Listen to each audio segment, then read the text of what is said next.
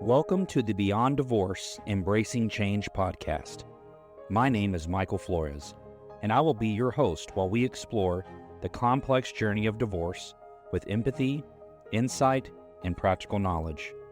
Whether you're contemplating separation, in a divorce, or looking for support post-divorce, our episodes provide expert guidance, stories, and strategies to help you through every step of the process.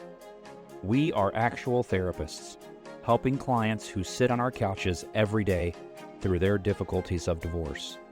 You are not alone. Join us as we delve in and find solutions that give you hope again. We're glad you're here. This podcast is not intended to replace legal or personal help. This podcast is for informational purposes only. Welcome, Jen. Hello, how are you? Good to have you back again. Today I'm excited because we're actually going to go over some numbers. I love numbers. I don't. It's the nerd in me that I love data. Yeah. Okay, that's different. Data's different than... Well, statistics are special. I hated statistics in college, but I love numbers. I love to kind of put things together and kind of see a picture of it. Yes. And numbers are really good that way.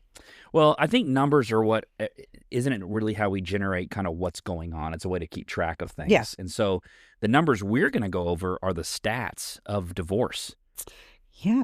Which I think may be helpful for people to kind of go, hey, where do I fall in the mix? Some people like to compare and go like, am I part of the bigger picture of the whole, like the bell curve thing? You know, am I in the normal range? But I think for the listeners, we want to just kind of show things to keep in mind and what the numbers and the trends are showing us. And you brought some of that with you today. I did, yeah. Okay, so why don't we get into some of the basics of that? What are some basic stats on divorce that we should know about? Well, a lot of the data I pulled is all from one page's compiled information. So it's helpful to understand that. And it's from an attorney's office out of Los Angeles, Wilkinson and Finkbot, I think that's how you say the name. But one of the things that I noticed, the rate of marriage is 6 per 1,000. So for every 1,000 people, 6 people get married, or there's 6 marriages. For every 1,000 people, yeah, there are 6 marriages in that. Yes. Okay. For every 1,000 people, there's 2.5 divorces. Wow. So we actually get married more than we divorce, which is nice. Okay. Yeah. But they're both kind of declining. Both are declining. So less people are getting married and less people are getting divorced too. Okay. If you don't get married, you don't get divorced. Do we know why? We're going to get into that later. Okay, I'm sorry. Jumping ahead, you know me, I'm a therapist. Well, help me understand. What's interesting is the rate of divorce actually has been pretty stable for years, like 30, 40 years. Okay. It's been pretty consistent on when you look at the averages. So 50% of first marriages will end in divorce. That number hasn't changed in over 20 years. 50% of first marriages. Just marriages in general. Okay. There's a little difference. 50% of marriages in general end in divorce. If you look at all the marriages over all of them, yes. So half of marriages end in divorce. Okay. If you look at first marriages, 41%, they're a little bit less. Huh. Second marriages is 60% end in divorce. And third marriages, 73% end in divorce. Third? Wow. Okay. So like the trend goes up the more you get married? Yeah. Well, and I have a theory on that. And I don't know. I mean, we do a lot of work with divorced couples and married couples and everything else. I think the issue is, if you don't figure it out with the first marriage, you still don't figure it out with the second one, and you really don't figure it out with the third one. So you keep bringing the same issue or the same problems, you're not resolving them. Well, that may be the case, but there's multiple things to manage. Like I'm wondering, like if you have children, it does make a difference. Yeah. People need to remember that, like when you're married in your first marriage and you have children, and then there's a divorce and you're getting into your second marriage, your new partner has also children. Maybe, but they're also marrying your ex in some ways because there's still a connective piece because children are involved. Yeah. So people have to consider the full dynamic. And I'm wondering if that plays into the next, pieces. Well, at least it's what I've heard. And I complaints. think in the work we do see that, because when you have other people, it's not just you and two people in a marriage anymore. It's two people, their kids and their exes. And you're having this back and forth, and you have different ideas on how to raise them, how to discipline them, how to talk to them. It makes a world of difference. And so you kind of get stuck in trying to figure out those relationships while also keep maintaining your new relationship. Yes, the balance. The balance of them too. The balance, yeah. Yeah. Okay, continue, please. I apologize. Couple other just odd statistics. When you think about time, divorces happen about every 42 seconds. There's a divorce about every 42 seconds in a day. Does that mean there's a filing for divorce every 42 seconds? No, I think it's an actual divorce. Oh, my goodness. And so for a year, if you add that up over a year, it's 746,971 divorces in a year on average. Now, the cool thing is marriages happen every 16 seconds. And if you add that up over a time period of a year, you have 2,015,603 marriages a year. So the rate of marriage is much higher than the rate of divorce, even though the statistics are look odd because there's 50% end in divorce. There's still more marriages happening and lasting than there are divorces. So I think that's an important piece of that. The average length of a marriage is about 8 years. And it's kind of interesting because they used to say the 7-year itch. That's what they used to, I think that's from the 50s. Is there anything in those stats that says if you make it past 8 years, the likelihood of your marriage staying intact? No, it doesn't say that. Okay. But I do think it makes a difference. And it doesn't mean that if you don't make it to 8 years, you failed. Well, if you get past 42 seconds, I think you're doing okay. Yeah, exactly. You get there. Bad joke. Apologize. Yes. Okay. I think what's interesting when you look at this, do you want to be part of the statistics or do you not? Do you want to work it out or do you not?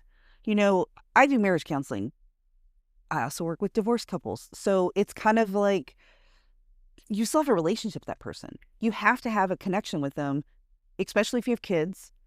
But finding a way to have a workable relationship is usually the key.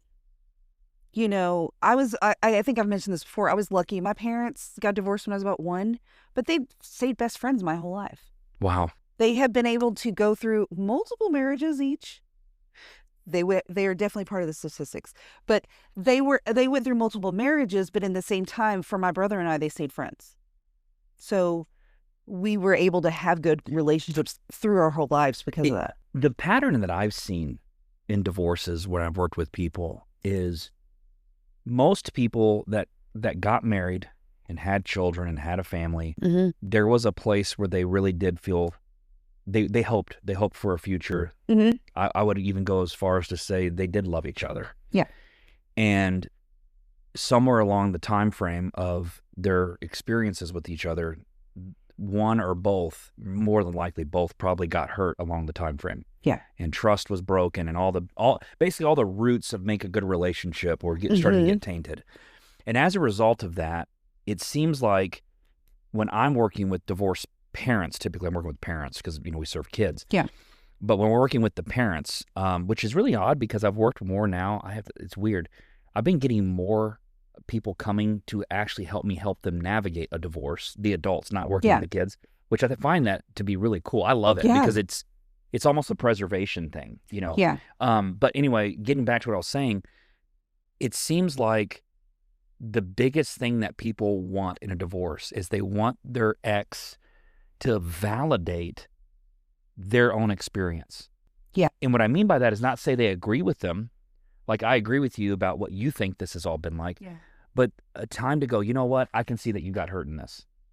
Or I can see a decision I made. Maybe I wasn't intending on hurting you, but I did. Yeah. And if they both can give that to each other and say, look, as much as I'm mad at you or I feel hatred towards you, if I can get past my own self to a place where I can validate what happened with you and where your pain is, and you're validating where my pain is, there is a level of closure that happens that I think people can then progress. Yeah. But it seems as if I've sat in so many rooms and they're just going back and forth, and neither one of them is listening to the other one. And I think it's hilarious because I'm watching them do this, and I'm wondering, how many times have y'all had this conversation?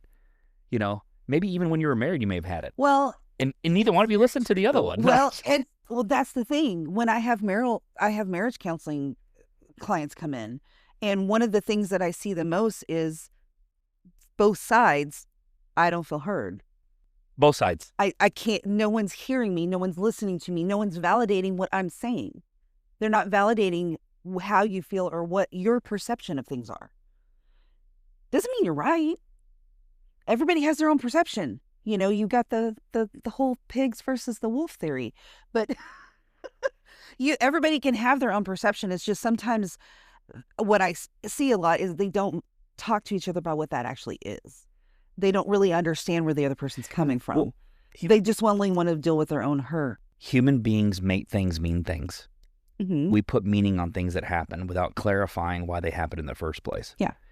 And I think when we make an assumption true and we live off that truth, we can't see past our own self. Let me. I love doing this, and Jacoby would love me doing this right now as a biblical thing. But there's a saying that says, you see the splinter in your brother's eye, but not the log in your own. Yeah. And I think about that in all these things. Like, it's so easy to see what's in them without realizing. Notice the difference between a splinter and a log. Yeah. You know, like, if we would take the time to look at ourselves and go, I'm projecting things too. There's something coming for me. So these stats that you're offering, mm-hmm. I love that people are getting to hear the numbers, but if they want to be a different number than this, they have to go, I have to do something different and follow the trend, right? So are there other basic stats that you think would be really helpful for our listeners to hear? Those were good so far. Well, I think thinking about who's actually getting divorced. It's part of the basic statistics, but it's like who's actually getting divorced. One of the things I saw was, the average age of divorce is 30. Average is 30? Mm-hmm. Age 30. But 60% of divorces are going to be sometimes between the ages of 35 and 30, or 25 and 36. Okay. Typically wives file first 60% of the time. I have my own theory on that too, but we'll not get into that.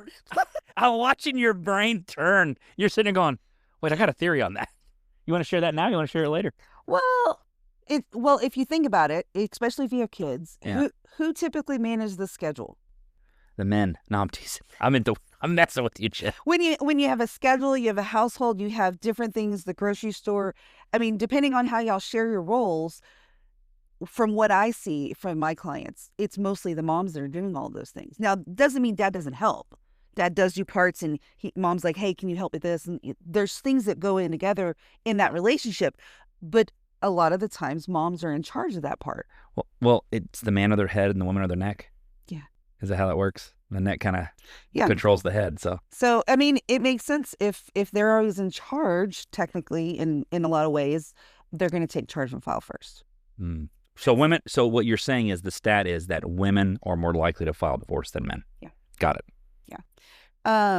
Another thing that's kind of interesting is that same-sex marriages, they are about 1% of divorces versus straight marriages, which are 2%. So there's a little bit less likelihood if you are a same-sex marriage to be divorced. But there's less same-sex marriages than there are heterosexual. So, and that's kind of where I think that's growing, obviously, because with laws changing, the availability of that is a lot higher now. Okay. So I'm curious what those stats might look like in 10, 20 years. Yeah. It is interesting. There was a study done in England that what they found was that lesbian couples were twice as likely to divorce than other same-sex couples. Lesbian couples in particular. Okay. So it's just interesting. Now, I mean, we've seen a variety of everybody here, so... We've worked with a lot. We've had cases from many different backgrounds. I mean, I think I had a case once where I think I was doing reunification or reconciliation with the parents and the kid, and I think the grandparents were the ones going, like, they had two grandparents, right? Mm-hmm. So I had the paternal and the I've maternal. had that happen. I've yeah. had a couple of cases like that too. Yeah. So we see a lot, that's for sure. Okay. Um, Who else is getting I divorced? found, let's see. Well, everybody. No, everybody. That's all right. Find it. I was trying to find. Here it is. No, that's not it. It's a different one. Law enforcement. Oh, It's interesting when you look at careers. Law enforcement is about 14%. meaning what?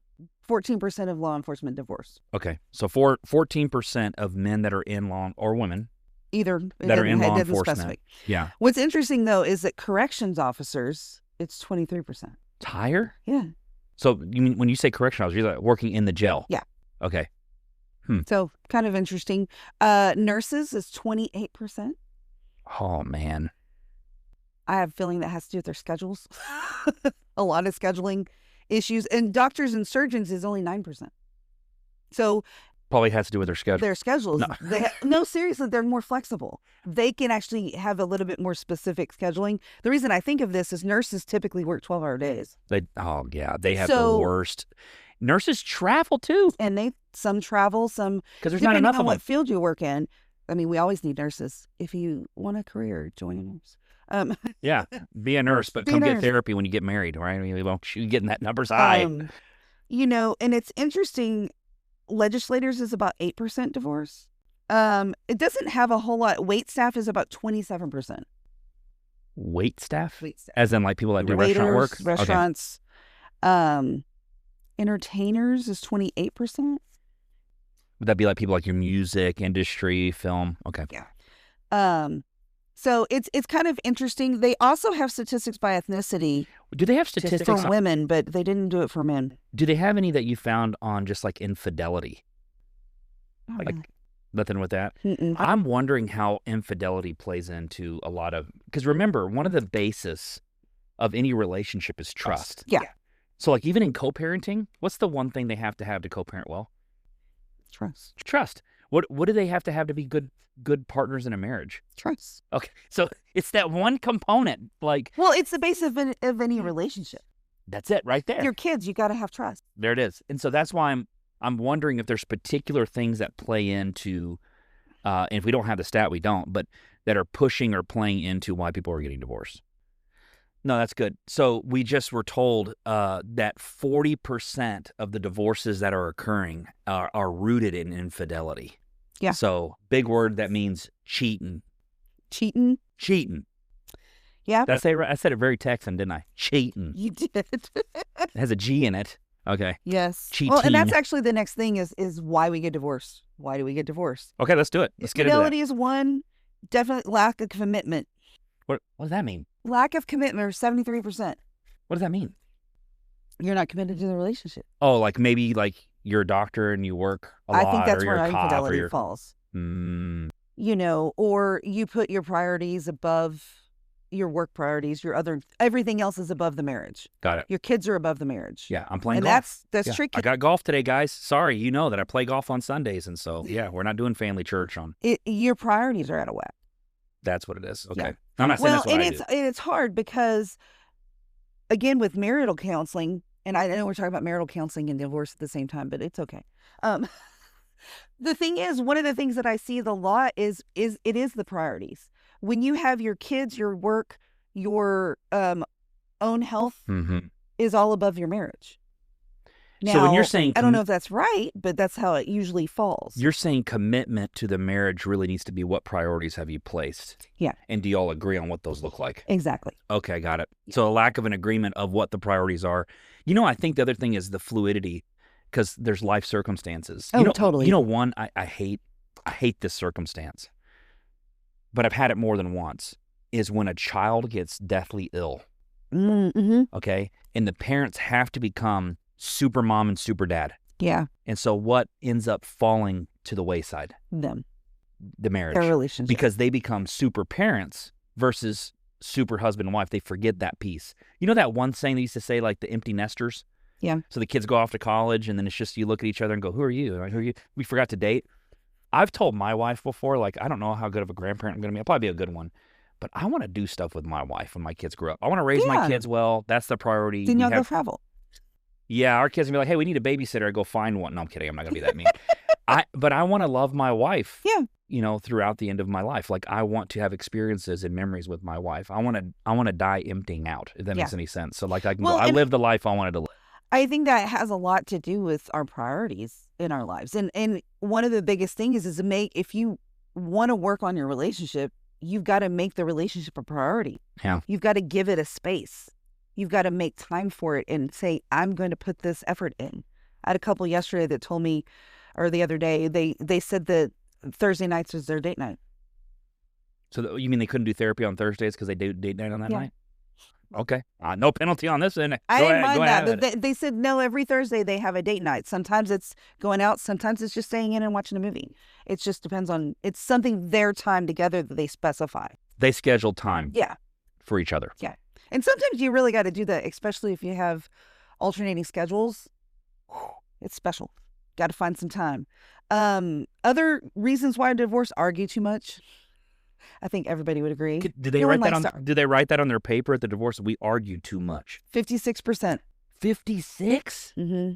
They say they argue too much. What's funny? So I'm divorcing because we argue too much. 56%. Yeah. Oh no. I'm like, well, did you argue before you got married? Probably. Well, you'd hope that you work through that. That's what Yeah. The scariest couple I've had is we've never had an argument. Oh yeah, no. Uh-oh. I love people who come in and are like, I don't ever want to argue again. I'm like, well, that's not possible. Sorry, you can spit your coffee out. I got close. They actually, that's their goals. I never want to argue again. Yes, and I'm like, that's not reasonable. Because everybody's going to have an off day. You're going to have an argument about nothing. Just disagree. Okay. It's not that you argue, it's how you argue. Say that again. It's not that you argue, it's how you argue. The how is so important. We can have a whole other conversation about that. Oh, I know. We can put a whole podcast on how to argue. Yeah. Maybe we should do a podcast. We should. How to argue with your co-parent. Yes. How to argue with your kids. Yes. How to argue with yourself. No, I'm kidding. Well, hell you do. All right, infidelity is on here. It's 55% on this. Now, these stats are from 2001, so okay. I think what we got, the 40% is probably. Well, we're just getting psychology, the American Psychological Association, so we're good. This is a different set. Give me these. I want to see these. What is infidelity is 55%. Married too young, 46%. Ooh. Getting married out of high school. Maybe. A lot of times it works. A lot of times there's issues. Unrealistic expectations, 45%, which I think that would be... Meaning that they had an expectation going into the marriage? Yeah. They thought it was going to be a certain way, and it wasn't like that, so now they're mad. I feel like that one's going to go up. Oh, yeah. Okay, continue. Lack of equality in the relationship is about 44%. Equality. Okay, equality. Equality. Mm-hmm. Lack of preparation for marriage, 41%. They weren't prepared for what they were getting themselves into. And domestic violence or abuse is about 25%. Really? I thought that's pretty low. That seems low, yes. Well, I'm glad it's low. I'm glad it's low, yes.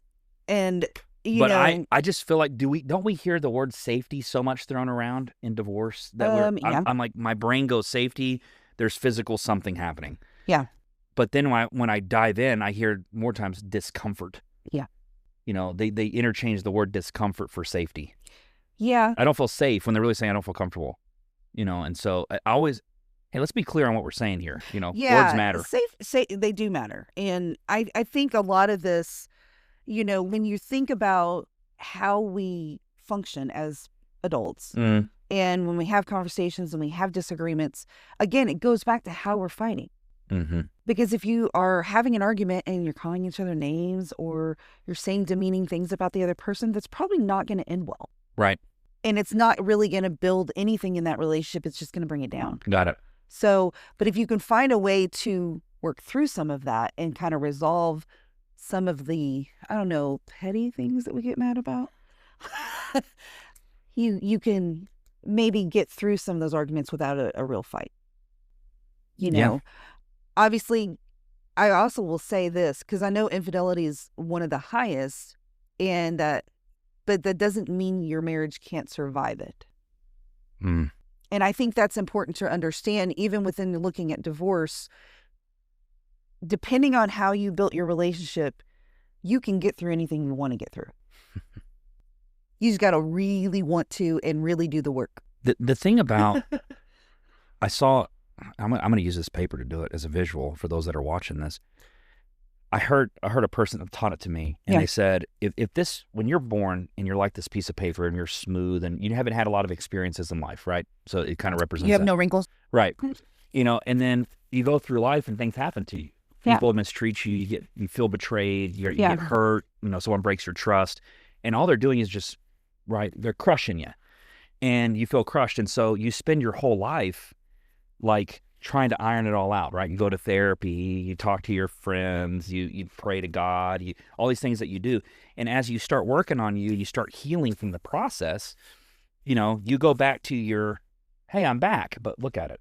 You're wrinkled now. Well, because you had experience, right? And I think that the issue that it seems to be is that people become so wounded by what they've gone through that they can't get past their own wound. And I said something really almost harsh to a client this one day, and I said, I understand you got hurt, but this pain almost seems selfish at this point. And they looked at me and said, wow. Oh, yeah. They looked at me kind of like different, like, what does that mean?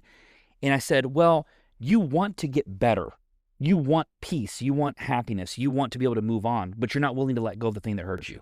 Yeah. So it's almost like you're being selfish because the thing you want is not in the pain you're holding. Yeah.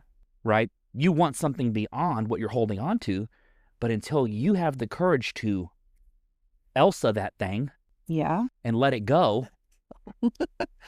you're not going to find what it's almost like a trapeze in the circus. But you know what? Do you know why that probably is? Oh, go ahead with it. They're comfortable in what they know. They don't know what will happen. So if we said that to a client, if we said, you seem comfortable holding on to this pain, how do you suppose they would respond to that? They're like, what are you talking about? They probably get defensive. And that's where I'd say that's how I know you're not done with it. Yeah. Well, and that's the thing. When you get comfortable, and I think this is, honestly, I think this is where a lot of our trauma and our issues come from, is the fact you get comfortable in knowing that part. You don't know how to let it go, and then you don't know what it's going to be like once you do. The fear of what is it going to look like when fear of what is this going to do? How is this going to affect me? How am I going to live? And not having that with me anymore, even though it's a trauma and it's something that bothers you and you don't like it. It's still easier to hold on to that than it is to let go of everything and become a different person. I've told this story before. Yeah. And I don't know if I told my son or my daughter, but one of my kiddos was trying to learn to ride their bike without training wheels. Yeah. And I remember telling them this. I said, do you want to know the day you're going to figure this out? The day you decide you're not afraid to fall. Oh, yeah. Like, rather than being worried about falling, just fall. Fall with grace. Like, yes. You just know that you're willing to get back up. Yeah. In the day that you decide that no matter if I fall or not, I'm willing to get up and try again. Yeah. You will ride your bike. Yeah. And it's almost like I want to tell people, like, those things you're trying to avoid are the things that are holding you back from where you're trying to go. Exactly. So you don't have to be a stat.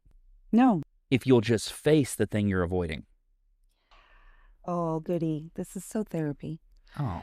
Are we doing therapy right now? We gotta face our feelings. We can't avoid them.